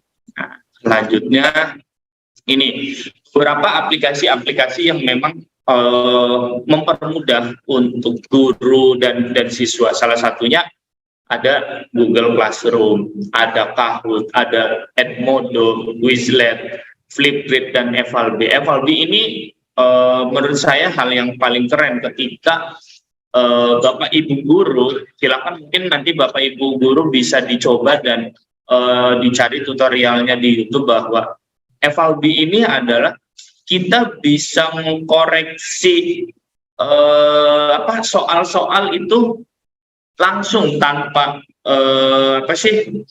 hanya di scan lewat handphone dan nilainya akan langsung keluar. Ini kerennya dari Evaldi. Terus dari siswa sendiri apa sih yang bisa dipergunakan, hal-hal apa saja yang bisa dipergunakan dari perkembangan teknologi? Contohnya adik-adik dan teman-teman semuanya bisa download Duolingo atau mempelajari Duolingo. Itu adalah bagaimana adik-adik bisa memperkaya belajar secara mandiri, bagaimana belajar bahasa asing dan sebagainya. Terus ada Khan Academy yang isinya adalah materi-materi yang memang ada sertifikasinya, termasuk yang sekarang adik-adik dan teman-teman semua ikuti, yaitu literasi digital. Ini adalah salah satu metode untuk penyampaian informasi-informasi. Di literasi digital, teman-teman bisa belajar tentang etika, bisa belajar tentang safety, bisa budaya digital, bisa tentang kayak etika digital dan sebagainya. 4 pilar literasi digital teman-teman bisa dapatkan di literasidigital.id. Oke, selanjutnya. Nah, yang jadi tantangan saat ini ketika perkembangan sebegitu masifnya itu pasti adalah tantangannya. Salah satunya ya tadi yang disampaikan juga oleh Pak Olan bahwa infrastruktur di Indonesia memang masih kurang merata. Ini jadi salah satu tantangan dari era digital. Bisa saja teman-teman yang sekarang mengikuti Zoom saat ini adalah teman-teman pilihan, teman-teman yang sangat-sangat beruntung bisa mengakses materi literasi digital dan sebagainya. Bisa jadi bahwa di luar sana, di daerah-daerah yang masih belum tersentuh dengan infrastruktur digital, ini sangat-sangat terkendala untuk bisa mengakses hal-hal yang seperti ini. Yang kedua, skill. Kita dituntut untuk bisa mengasah hard skill dan soft skill seperti yang Pak Olan tadi bilang, bahwa pesatnya perkembangan teknologi, mau nggak mau kita harus bisa menyesuaikan dengan kebutuhan apa yang ada di masyarakat saat ini. Terus biaya. Nah, ini juga nggak semua orang masih sudah mampu untuk mengakses digital karena terkendala dengan biaya. Nah, selain dari ketiga tadi, ada selanjutnya itu perubahan teknologi. Maksud dari perubahan teknologi ini apa sih? Perubahan teknologi ini adalah ketika kita belajar teknologi A, sudah muncul teknologi B, sudah muncul teknologi C, sudah muncul teknologi D, dan seterusnya. Kita akan dipaksa benar-benar harus cepat belajar terhadap sesuatu. Nah, perubahan-perubahan teknologi yang begitu cepat ini yang bisa jadi tantangan bagi teman-teman generasi Z di masa depan yang harus mau nggak mau bisa survive dan bisa menyesuaikan tentang bagaimana perubahan teknologi itu akan sangat-sangat cepat. Nah, selanjutnya ada yang namanya privacy. Ketika semua terhubung di dunia digital, privacy itu adalah sebuah keharusan. Makanya teman-teman tadi diajarin bagaimana yuk menjaga data pribadi, bagaimana tidak asal posting, bagaimana untuk menghindari jejak digital dan sebagainya. Nah, privasi ini juga yang harus bukan hanya tanggung jawab siswa atau guru, tapi privasi ini adalah tanggung jawab kita bersama. Bagaimana kita sama-sama menjaga privasi dari tenaga pendidik, bagaimana kita menjaga privasi dari siswa-siswanya kita, atau ya kita dan keluarga dan masyarakat di sekitar kita. Nah, dan yang terakhir, tantangan di era digital itu adalah masalah adab. Kenapa saya fokus kepada masalah adab? Karena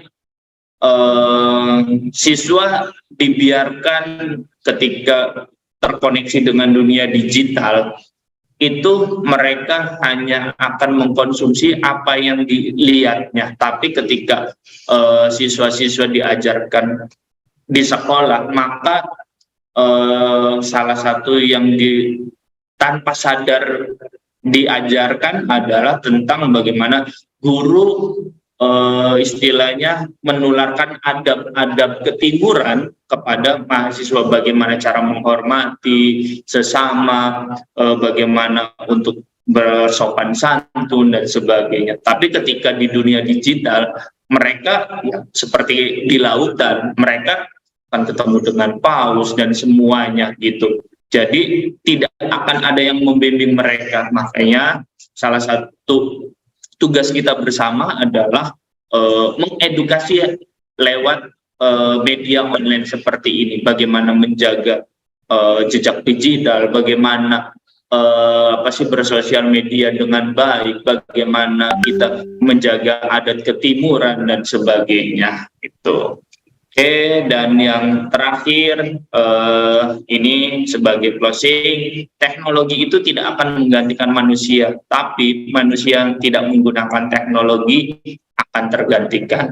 Oke, dari saya terima kasih, cukup sekian. Assalamualaikum warahmatullahi wabarakatuh. Saya kembalikan ke Kak Putih lagi.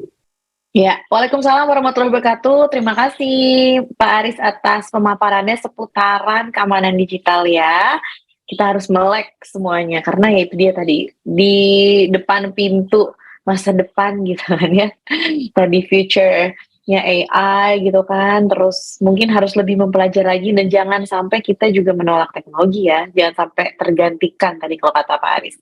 Baik, buat peserta yang ingin bertanya, bisa langsung nanti menuju ke kolom chat saja ya, nama, terus kepada siapa pertanyaan diajukan, terus jangan lupa juga isi pertanyaannya sesuai aspek-aspek yang diberikan. Dan satu lagi, jangan lupa untuk mengisi daftar hadir dengan lengkap. Ini merupakan syarat untuk mendapatkan e-sertifikat ya. Tenang, linknya sudah di-share, jadi adik-adik bisa langsung diklik aja, diisi aja langsung data-datanya ya. Baik, sekarang kita akan menuju ke pembicara terakhir ya, seputaran budaya digital. Langsung saja saya panggilkan Ibu Hani, silakan. Iya, terima kasih Kak Putih. Oke, langsung jadinya nih ya. Selamat siang adik-adik semuanya, semoga semuanya sehat, bahagia di hari yang cerah. Kalau di tempat saya mudah-mudahan sama ya, di semua tempat cerah, paling enggak hatinya cerah ceria semua. Baik, saya langsung share screen untuk paparan saya.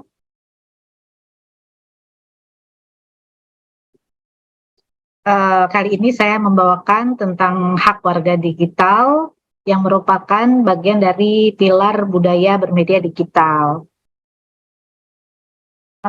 Saya perkenalkan dulu ya, nama saya Hani Purnawanti. Saya saat ini sebagai pengurus pusat TIK juga sudah menjadi narasumber Makin Cakap Digital dan sebagai koordinator relawan TIK Goes to School. Nah, latar belakang dari pilar budaya digital ini adalah karena adanya tantangan budaya digital ya, yaitu seperti mengaburnya wawasan kebangsaan, menipisnya kesopanan dan kesantunan, menghilangnya budaya Indonesia, di mana media digital saat ini menjadi panggung budaya asing, minimnya pemahaman akan hak-hak digital, dan nanti kita detailkan ya apa aja hak digital itu, lalu kebebasan berekspresi yang kebablasan, berkurangnya toleransi dan penghargaan pada perbedaan, menghilangnya batas-batas privasi. Nah, adik-adik, di sini diharapkan kita semua nih ya, setelah kita sama-sama belajar, karena saya juga masih belajar, bisa memiliki kompetensi tentang budaya bermedia digital. Yani apa aja, yaitu bahwa kita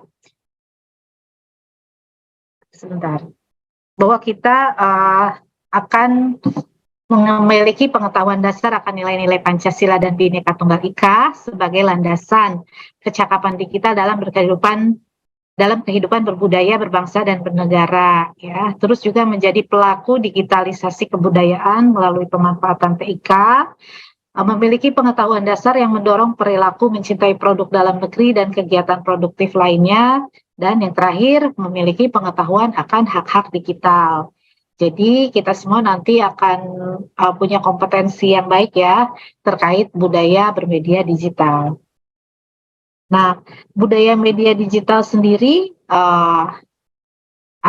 kita ada landasannya ya, khususnya karena kita tinggal di Indonesia dan menjadi warga negara Indonesia, yaitu budaya Pancasila, di mana kita menjadikan nilai-nilai Pancasila dan Bhinneka Tunggal Ika sebagai landasan kecakapan digital, mewujudkan nilai-nilai Pancasila dan Bhinneka Tunggal Ika sebagai panduan karakter dalam beraktivitas di ruang digital. Nah, bagaimana implementasinya? Ngapain aja sih gitu hubungannya media digital sama Pancasila? Nah, adik-adik bisa baca di sini ya. Jadi nilai Pancasila dan nilai Bhinneka Tunggal Ika itu saat kita menerapkan di ruang digital, pertama kalau untuk sila pertama kita mengambil nilai utamanya adalah cinta kasih, saling menghormati perbedaan kepercayaan di ruang digital. Seperti kita tahu di Indonesia nih Bhinneka Tunggal Ika banget ya, banyak agama yang diakui oleh negara dan begitu juga dengan suku ras manusianya. Jadi kita dalam penerapan sila pertama adalah cinta kasih. Nah, kemudian di sila kedua, nilai utamanya adalah kesetaraan, di mana kita perlu memperlakukan orang lain dengan adil dan manusiawi di ruang digital. Jadi bukan di ruang nyata aja ya. Nah, sila ketiga, nilai utamanya adalah harmoni, di mana di sini berarti kita mengutamakan kepentingan Indonesia di atas kepentingan pribadi atau golongan di ruang digital. Nah, sila keempat, nilai utamanya adalah demokratis, yakni memberi kesempatan pada setiap orang untuk bebas berekspresi dan berpendapat di ruang digital. Sila kelima, nilai keutamaannya adalah gotong royong ya. Ini benar-benar ciri khas warga Indonesia banget, bersama-sama membangun ruang digital yang aman dan etis bagi setiap pengguna. Nah, karena kita nanti ngomonginnya tentang hak warga digital, maka saya startnya dari hak asasi manusia dulu ya. Nah, jadi menurut KBBI itu Kamus Besar Bahasa Indonesia, pengertian HAM adalah hak yang dilindungi secara internasional, yaitu deklarasi PBB, seperti hak untuk hidup, hak kemerdekaan, hak untuk memiliki, dan hak untuk mengeluarkan pendapat.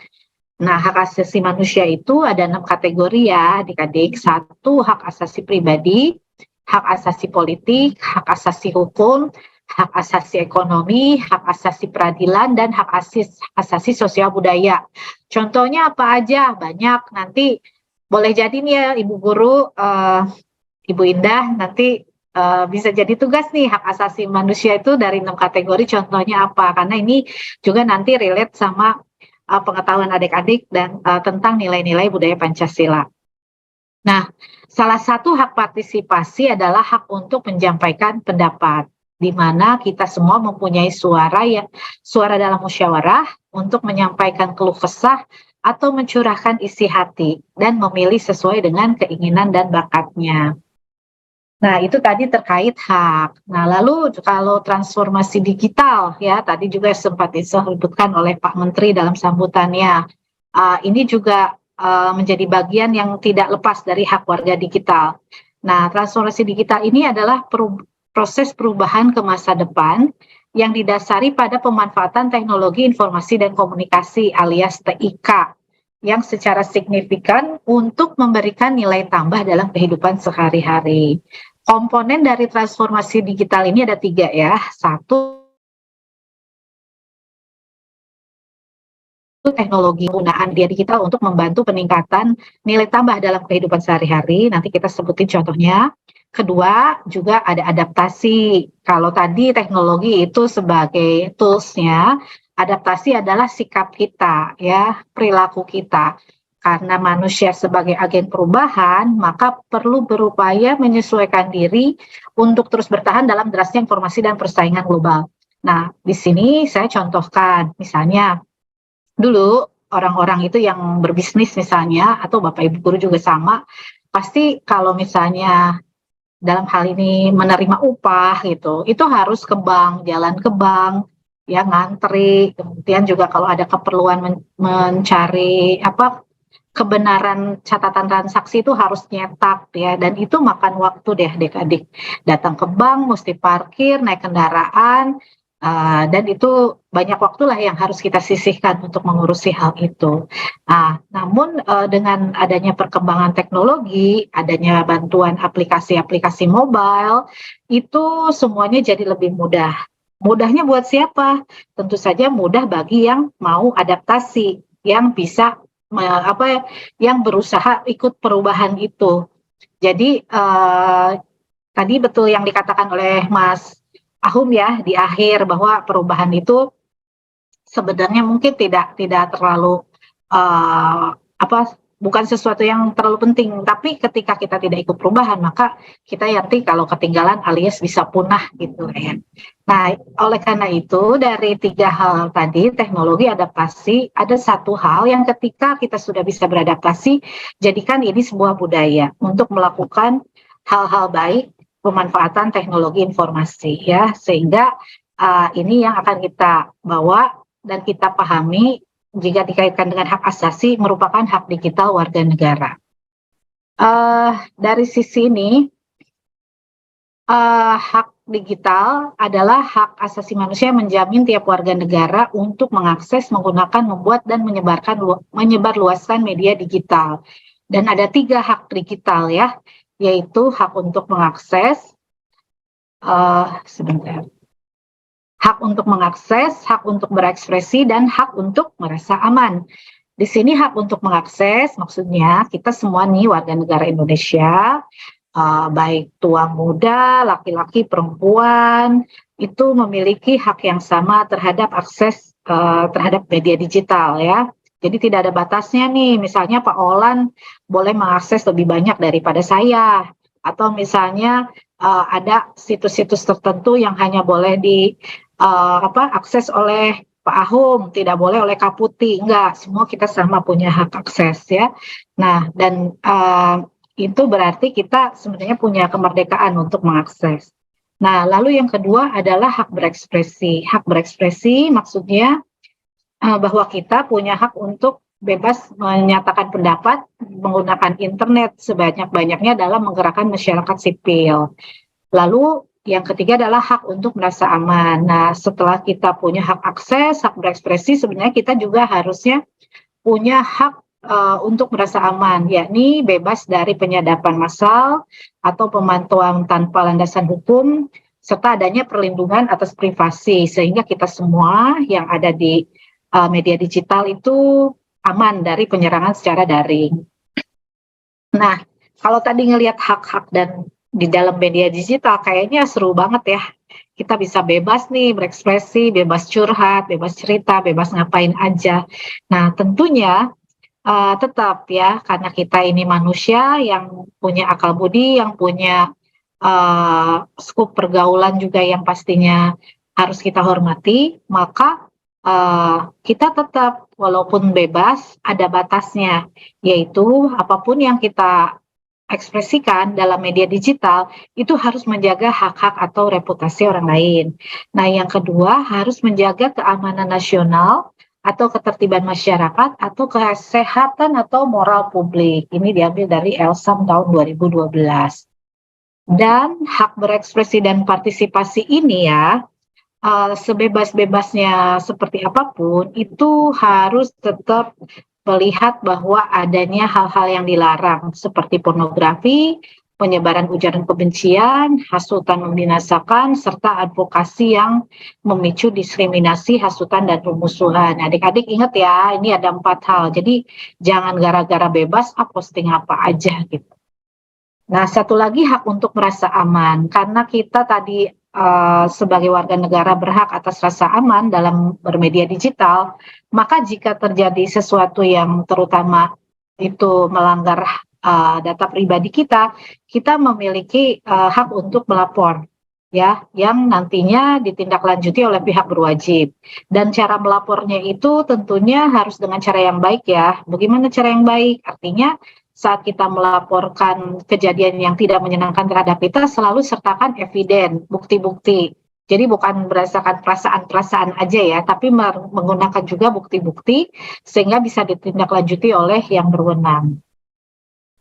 Nah, satu lagi yaitu dalam kita hak warga negara yang tadi bebas dan merdeka, ada hal lainnya yaitu bahwa kita tetap harus menghargai haki. Haki ini adalah hak eksklusif yang timbul sebagai hasil olah pikir serta kreativitas yang membuahkan produk atau proses yang berguna bagi manusia. Juga ini berlaku di media digital ya.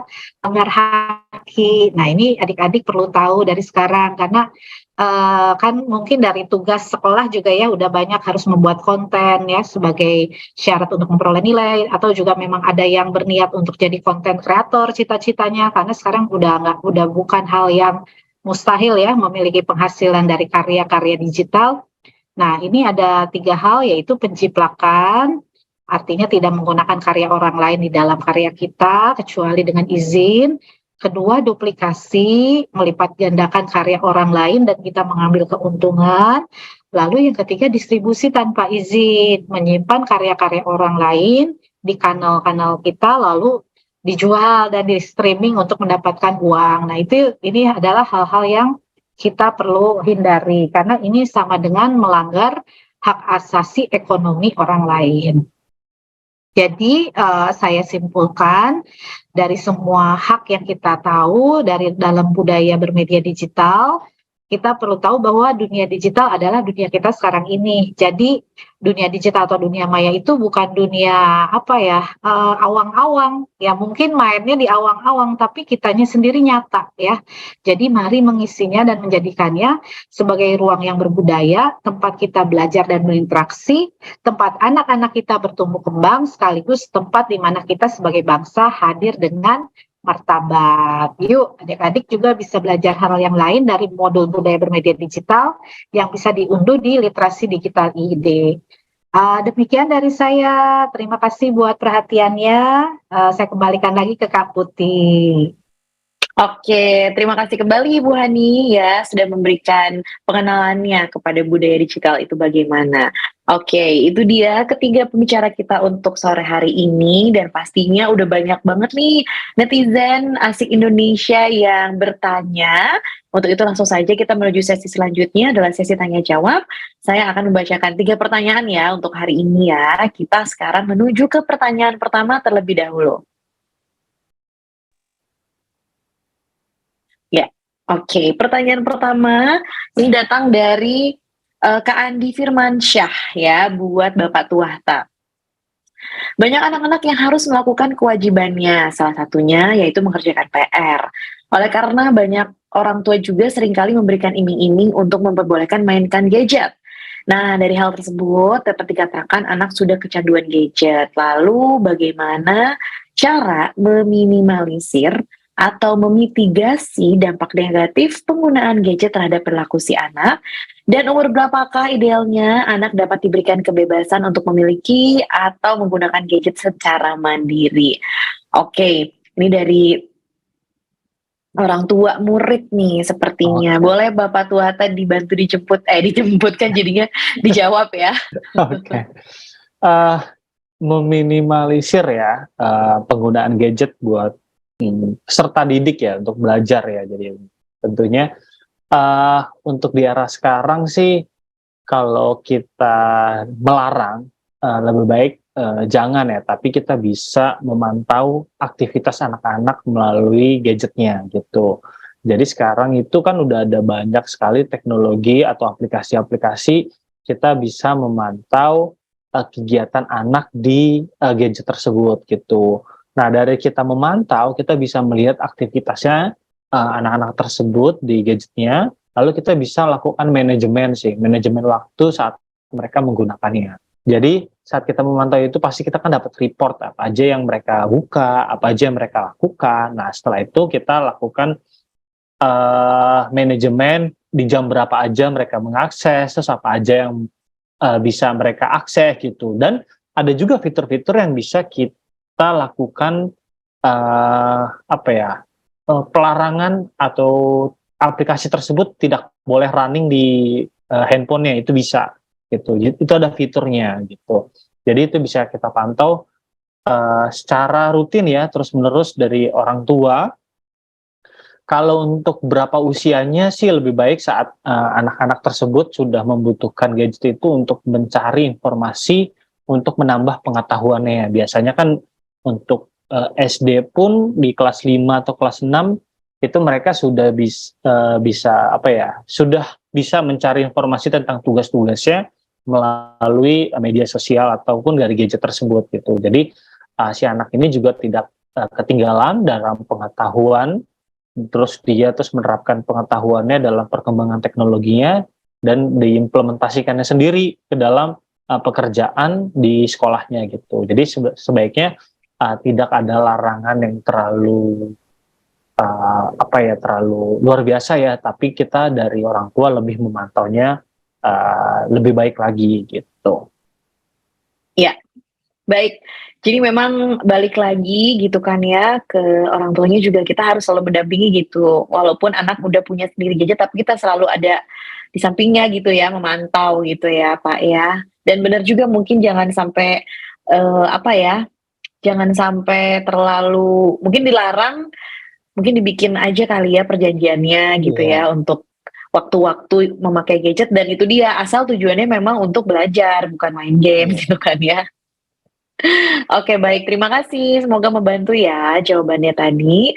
Sekarang kita menuju ke pertanyaan kedua untuk hari ini. Dari Kak Muhammad Bilal buat Pak Aris ya. Bagaimana sebenarnya ketika kita menggunakan suatu aplikasi yang perlu minta izin akan perangkat digital kita ya, setelah kita pernah menginstall dan sadar bahwa suatu aplikasi tersebut tidak safety. Apakah data yang sempat terizinkan bisa dihapus? Seperti aplikasi ruang obrolan WhatsApp, di situ kan terdapat berbagai percakapan yang terjadi. Apakah data-data percakapan tersebut terekam dan tidak dapat dihapus dan bisa diambil oleh pihak-pihak tertentu? Karena yang kita ketahui bersama ya, ada beberapa berita tentang data yang bocor ke publik. Boleh dijelaskan katanya. Baik, silakan Pak Aris dibantu dijawab ya. Oke, terima kasih untuk pertanyaannya. Ini pertanyaan yang keren sekali. Memang idealnya ketika kita akan install sebuah aplikasi di handphone kita harus dengan cermat dulu nih membaca term of service-nya, layanannya apa aja, dia mengakses apa saja, mengakses phonebook, mengakses kamera, mengakses kayak penyimpanan dan sebagainya. Pokoknya semua akses yang memang diperlukan oleh si aplikasi itu direview kembali. Jadi jangan jadi next generation yang ketika kita menginstal sebuah aplikasi hanya next saja gitu. Jadi kita perlu telaah dulu nih, dia minta aksesnya apa saja sih. Kan agak aneh ketika hanya menginstal aplikasi, misal aplikasi Kompas tapi meminta phonebook, meminta log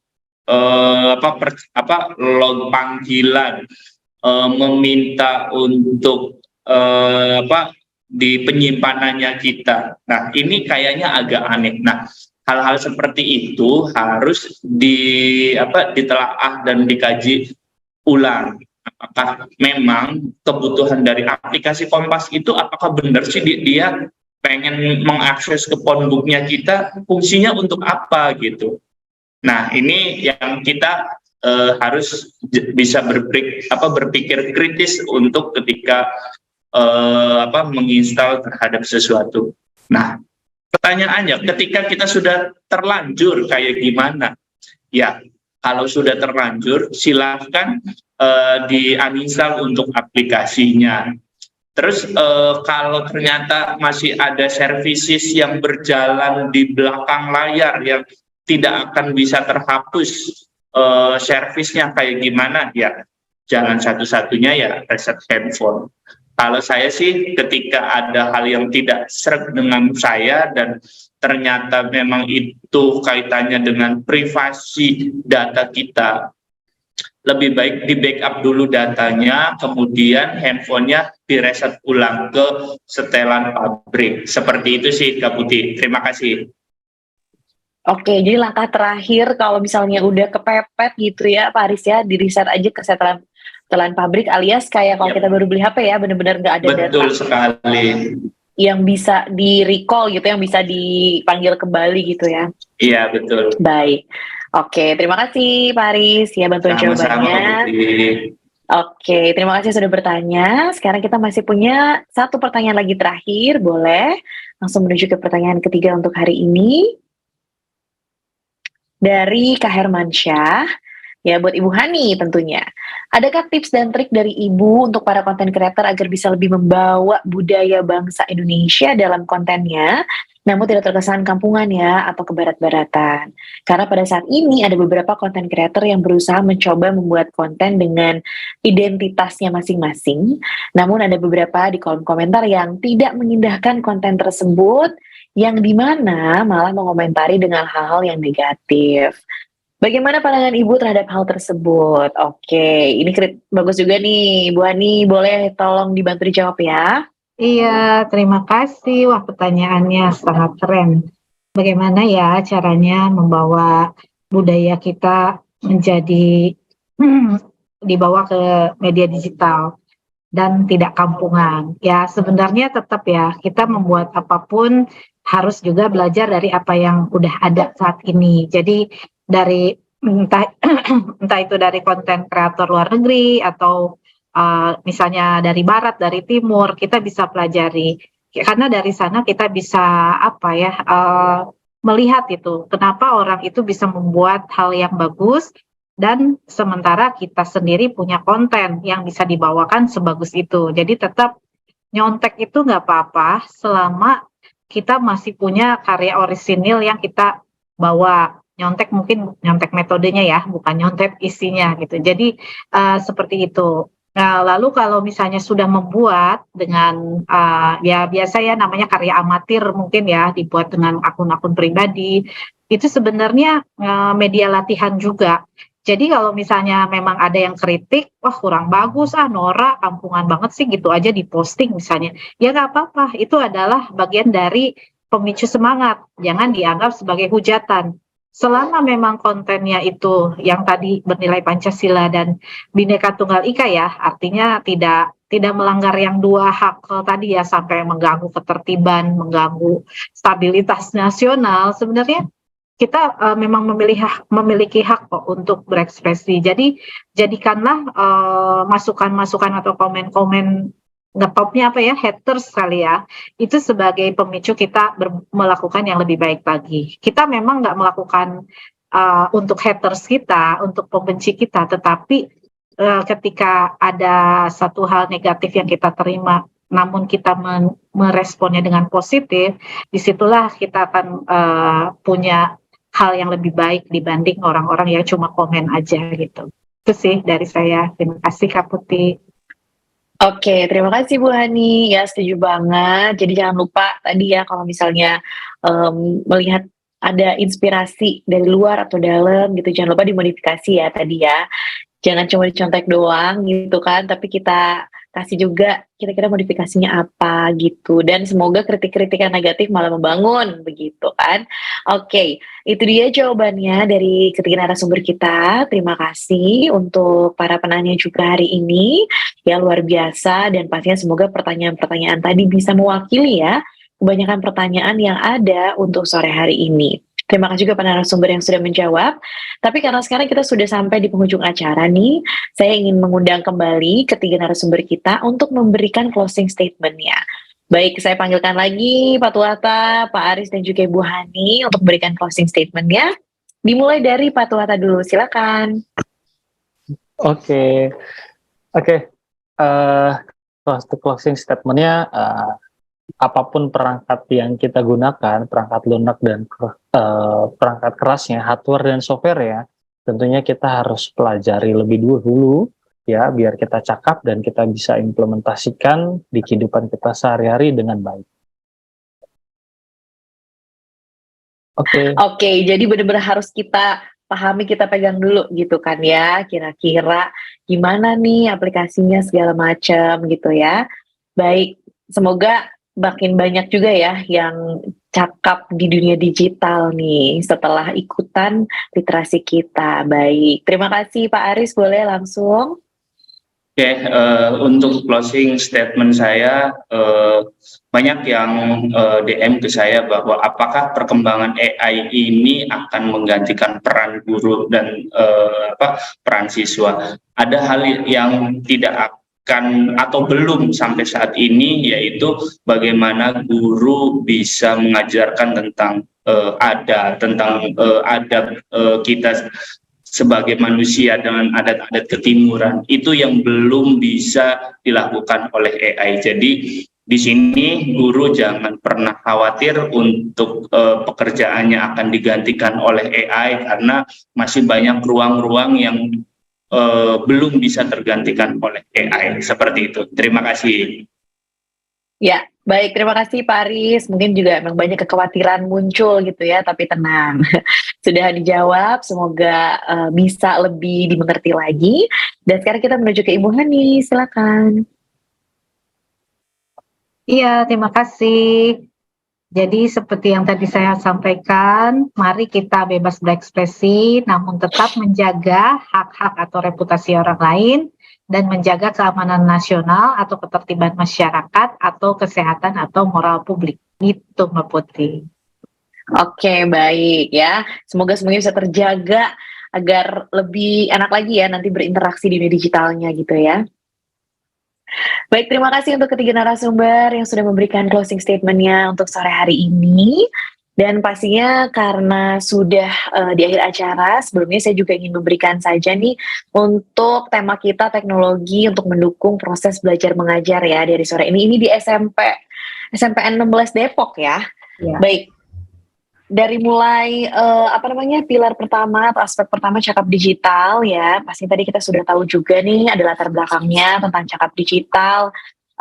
Kita bisa lebih paham lagi dengan ragam perangkat keras dan juga lunak gitu kan ya, bisa bijak juga memposting sesuatu, jangan sampai oversharing gitu kan. Dan cakap digital ini bisa dikatakan kalau kita paham ragam dan juga perangkat lunak yang ada. Nah, jangan lupa kita harus bisa mengoptimalkan juga nih penggunaan perangkat digital ya. Tadi ada mesin mencari, udah dikasih tahu juga loka pasar itu apa. Dan yang paling penting kita bisa menyeleksi dan juga memverifikasi informasi yang didapat begitu. Untuk aman digital ya, kita harus tahu juga nih adanya perkembangan di bidang pendidikan yang tadi sudah dijelaskan sekali lagi ya tentang AI is future itu. Ada tantangan juga sebenarnya di era digital, ada infrastruktur, tantangan skill, tantangan biaya, ada pula tantangan perubahan teknologi, privasi dan adab. Ini dia nih tantangan yang paling krusial ya. Jangan sampai kita tertinggal teknologi ya, karena nanti bisa-bisa teknologi yang meninggalkan kita begitu. Nah, dari aspek budaya, kita lebih tahu lagi ya tadi ya tentang hak warga digital itu apa saja. Yang pasti latar belakangnya sudah tahu nih kira-kira mengaburnya identitas bangsa begitu, terus melunturnya kesopanan. Nah, makanya kita harus tahu apa sebenarnya hak kita di dunia digital ya. Ada pula transformasi digital tadi di bidang teknologi, terus kita beradaptasi dan akhirnya menjadi budaya begitu. Nah, di ruang digital sendiri, kita harus menjaga terus nih reputasi orang lain. Jangan lupa, itu dia hak dan kewajiban yang ada. Kalau ngomongin hak digital sendiri, itu ada hak untuk mengakses, kita juga punya hak untuk berekspresi, hak untuk merasa aman, ya kita dilindungi undang-undang juga. Dan satu lagi adalah menghargai haki, ini dia. Semoga semuanya bisa saling menghargai begitu ya. Oke, sebelum saya tutup acaranya, saya ingin mengingatkan lagi untuk para peserta untuk mengisi link registrasi dan mungkin sekarang yang sudah ditunggu-tunggu juga nih, ada pengumuman 10 pemenang yang mendapatkan digital wallet ya atau e-wallet yang akan langsung saya tampilkan sekarang juga. Oke, udah ada 10 nama ini yang udah bertanya, terima kasih ya, luar biasa. Selamat sekali lagi mendapatkan dompet digitalnya. Nanti akan dihubungi langsung sama admin apa sih yang dibutuhkan data-datanya ya. Selamat sekali lagi, pertanyaannya sudah didapatkan dari DM Zoom juga. Nanti yang belum dapat next ikut bertanya ya. Oke, ini dia acara Makin Cakap Digital 2023 ya untuk pendidikan DKI Jakarta, Banten dan juga sekitarnya dengan tema teknologi untuk mendukung proses belajar mengajar. Jangan lupa pastikan Anda sudah melakukan pendaftaran atau registrasi online. Ini merupakan syarat untuk mendapatkan e-sertifikat atau sertifikat elektronik begitu ya. Terima kasih atas partisipasi netizen asing Indonesia yang ada di Depok, ya Bapak Ibu Guru dan juga murid-murid dan para narasumber hari ini luar biasa, dan juga kepada ahli bahasa kita yang sudah menerjemahkan. Terima kasih Kak. Semoga paparan yang diberikan dapat bermanfaat bagi kita semua ya di era digital ini. Begitu. Kalau langsung aja saya Putri Nika Sasti izin undur diri. Selamat sore. Wassalamualaikum warahmatullahi wabarakatuh.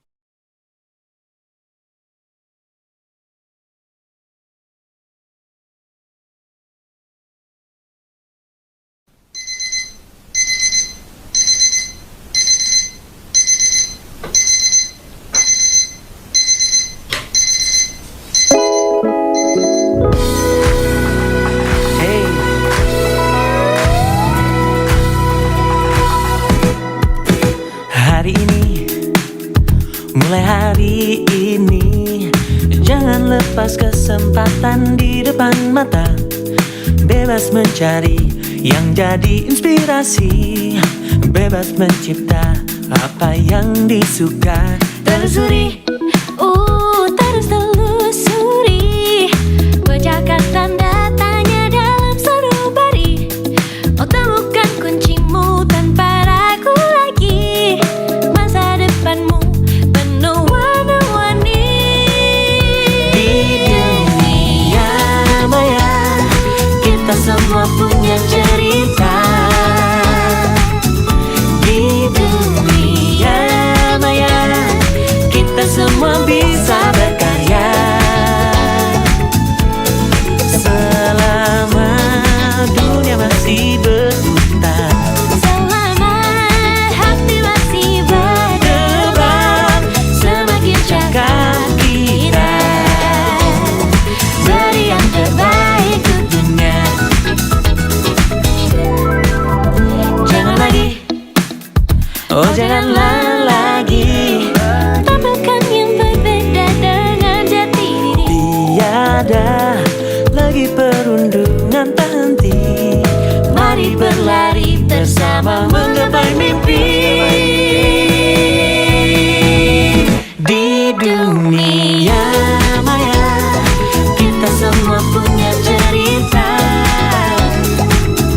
Di dunia maya, kita semua